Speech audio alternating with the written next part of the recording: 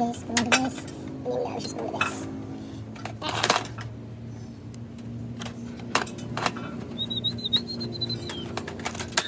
ഇവിടെ ഗൈസ് എടുത്ത സ്പൂൺ ദാണ്ട് ഇവിടെ.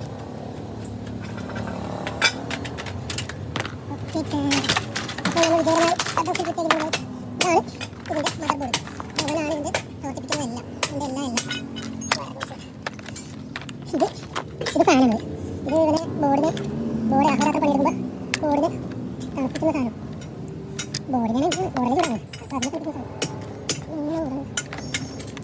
ഇത് ലോക്ക് ചെയ്താണ് വളരെ സിസ്റ്റമാറ്റിക് ആയിട്ടുള്ള ലോക്കാണ് ഇത്.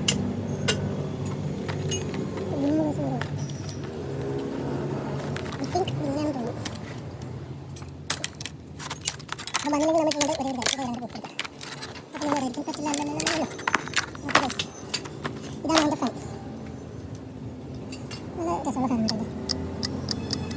ചില പിള്ളേർക്ക് എന്തൊക്കെ ഇത് വെച്ചുള്ള പരിപാടി നടക്കണം.